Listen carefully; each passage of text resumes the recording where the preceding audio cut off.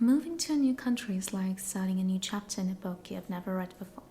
You know the general plot, but the details, the twists, those you discover as you go. And that is what today's video is about. My journey of settling into life in Germany, the little victories, the confusing moments, and the way I'm slowly making this place feel like a home. So grab a cup of tea, get cozy, and let's talk.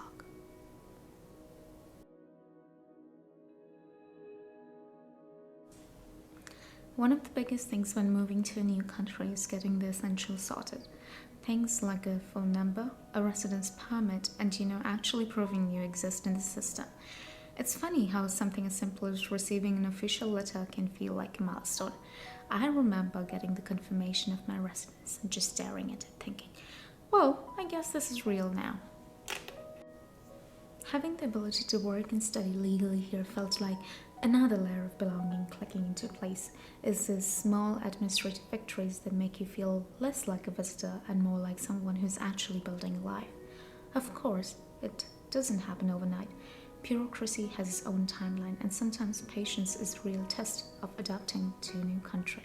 Speaking of work and study, that's been an interesting subject too. I've been trying to figure out what I could basically do here in Germany now that I have been granted the residence permit that allows me to legally work and study here. So I've thought about visiting the agentur for arbeit, the German employment agency, for looking into my options. Mornings have never been my strong suit, to be very honest, and I thrive in flexible, creative environments. So I have to see where I can find for my visit, and I will update you all and tell you how my experience went. So yes. It's a weird feeling standing at a crossroads. On one hand, there's the practical side, finding a job that provides stability. On the other, there's the dreamer in me who wants to build something meaningful, something creative. I think a lot of people who move to new countries go through this balance between survival and self-expression. And honestly, I'm still figuring it out, but that's part of the adventure, I guess. Amidst all the paperwork and job searching, I've been carving out space for creativity and connection. Recently, I spent time with a new friend, painting and walking through a beautiful village. It reminded me why I love making art, because it's grounding. I even bought this little box from Teddy to paint and use as a ring holder. Small projects like this make my space feel more like my own. There's something really special about surrounding yourself with things you have made with your own hands. It's like leaving little traces of yourself in your environment, turning a living space into a home. Moving to a new country isn't just about adapting to external changes, it's about making sure you don't lose yourself in the process. And for me, creating things, whether it's art, videos, or even just decorating my space, is a way of holding on to who I am. I've been trying to build my own circle of friends apart from Pascal's, while still going out with his friends too. It's been a nice balance, getting to know new people while also enjoying the company of those already in my life.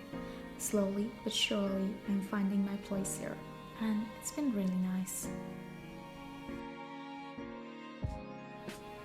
One thing I've been really intentional about is romanticizing my daily life here.